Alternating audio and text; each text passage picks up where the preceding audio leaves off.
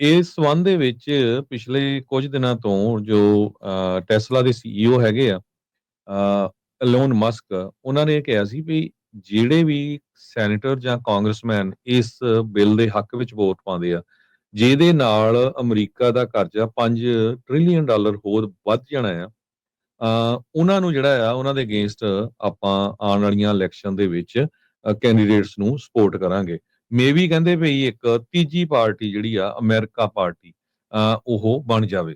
ਅੱਜ New York time ਨੇ ਵੀ ਕਾਫੀ ਵੱਡਾ ਆਰਟੀਕਲ ਲਿਖਿਆ ਵੀ ਬਿਲੀਨੀਅਰ ਤੇ ਫਾਰਮਰ ਟਰੰਪ ਉਹਨਾਂ ਦੇ ਜਿਹੜੇ ਸਾਬਕਾ ਐਡਵਾਈਜ਼ਰ ਆ, ਉਹਨਾਂ ਨੇ ਇਹ ਕਿਹਾ ਵੀ ਜੇ ਬਿੱਲ ਪਾਸ ਹੋ ਗਿਆ, ਜੋ ਕਿ ਆਲਰੇਡੀ ਪਾਸ ਹੋ ਚੁੱਕਾ ਹੈ ਸੈਨੇਟ 'ਚ, ਸੋ ਹੁਣ ਕਾਂਗਰਸ 'ਚ ਦੇਖਦੇ ਆ, ਤੇ ਉਹ ਨਵੀਂ ਪਾਰਟੀ ਨੂੰ ਜਿਹੜਾ ਅਮਰੀਕਾ ਪਾਰਟੀ ਨੂੰ ਕ੍ਰੀਏਟ ਕਰਨਗੇ।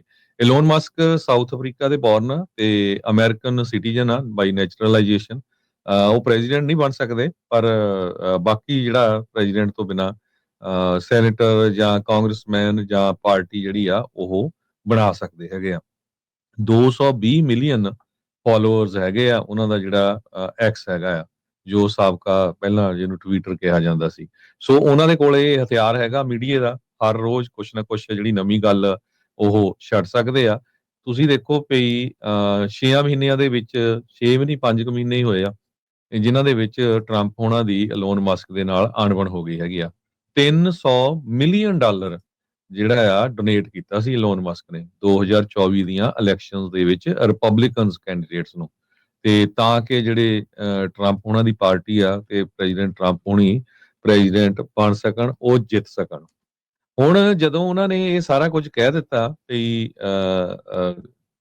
ਜੋ ਇਹ ਬਿੱਲ ਆ ਬਿਲਕੁਲ ਗਲਤ ਹੈਗਾ ਆ, ਇਹਦੇ ਨਾਲ ਕਰਜ਼ਾ ਵਧਣਾ ਆ, ਤੇ ਟਰੰਪ ਹੁਣੀ ਇਹ ਕਹਿੰਦੇ ਆ ਵੀ ਜੇ ਮੇਰਾ ਲੱਗੇ ਮੌਕਾ ਤੇ ਮੈਂ ਐਲੋਨ ਮਸਕ ਨੂੰ ਸਾਊਥ ਅਫਰੀਕਾ ਨੂੰ ਡਿਪੋਰਟ ਕਰ ਦੂੰਗਾ। ਸੋ ਉਹਨਾਂ ਨੇ ਇਹ ਕਿਹਾ ਆ ਵੀ ਜਿਹੜੀ ਡੋਜ ਡਿਪਾਰਟਮੈਂਟ ਆ, ਡਿਪਾਰਟਮੈਂਟ ਆਫ ਗਵਰਨਮੈਂਟ ਐਫੀਸ਼ੀਐਂਸੀ ਦੀ, ਜੋ ਟਰੰਪ ਹੋਣਾ ਨੇ ਕਿਹਾ ਸੀ ਵੀ ਬਣਾਓ, ਤੇ ਜਿਸ ਨੂੰ ਹੈਡ ਕੀਤਾ ਸੀ ਐਲੋਨ ਮਸਕ ਨੇ, ਉਹ ਤੋਂ ਬਾਅਦ ਉਸ ਨੂੰ ਘਾਟਾ ਵੀ ਕਾਫੀ ਪਿਆ ਤੇ ਬਹੁਤ ਜਗ੍ਹਾ ਦੇ ਉੱਤੇ ਉਹਨਾਂ ਨੇ ਕੱਟਸ ਵੀ ਕੀਤੇ। ਹੁਣ ਟਰੰਪ ਹੁਣੀ ਇਹ ਕਹਿੰਦੇ ਆ ਵੀ ਡੋਜ ਨੂੰ ਹੀ, ਜੋ ਇਹ ਡਿਪਾਰਟਮੈਂਟ ਹੈ, ਇਹਨਾਂ ਨੂੰ ਹੀ ਐਲੋਨ ਮਸਕ ਨੂੰ ਜਿਹੜੀਆਂ ਸਬਸਿਡੀਆਂ ਮਿਲੀਆਂ ਆ ਉਹ ਸਾਰੀਆਂ ਦੇਖਣੀਆਂ ਚਾਹੀਦੀਆਂ ਹੈਗੀਆਂ।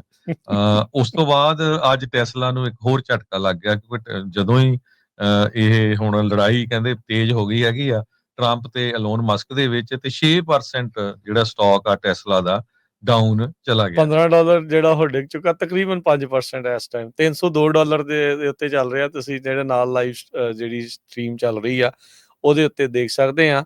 ਈਲੋਨ ਮਸਕ ਨੇ ਇੱਕ ਹੋਰ ਇਸ ਦੇ ਵਿੱਚ ਵੈਲਿਡ ਪੁਆਇੰਟ ਵੀ ਜਿਹੜਾ ਚੱਕਿਆ। ਦੇਖੋ ਹਰਜੋਤ ਸਿੰਘ ਜੀ, ਲੋਕਾਂ ਦੇ ਲਈ ਜਿਹੜੇ ਇਮੋਸ਼ਨਸ ਬੜੇ ਜਿਹੜੇ ਆ ਉਤਾਰ ਚੜਾਅ ਵਾਲੇ ਜਿਹੜੇ ਆ ਉਹ ਚੱਲ ਰਹੇ, ਜਿਹਨੂੰ ਐਬ ਐਂਡ ਫਲੋ ਜਿੱਦਾਂ ਉਹ ਕਹਿੰਦੇ ਹੁੰਦੇ ਆ। ਵੀ ਕਈ ਵਾਰੀ ਬੰਦੇ ਮਸਕ ਦੇ ਉਲਟ ਹੋਏ ਹੁੰਦੇ ਆ। ਹੁਣ ਲੋਕਾਂ ਨੂੰ ਵੀ ਪਤਾ ਨਹੀਂ ਲੱਗ ਰਿਹਾ ਕਿਹਦੇ ਹੱਕ 'ਚ ਖੜਨਾ, ਕਿਹਦੇ ਉਲਟ ਖੜਨਾ। ਪਰ ਇਹਦੇ ਵਿੱਚ ਇੱਕ ਜਿਹੜਾ ਮੁੱਦਾ ਈਲੋਨ ਮਸਕ ਨੇ ਨਾਲ ਇੱਕ ਹੋਰ ਚੱਕਿਆ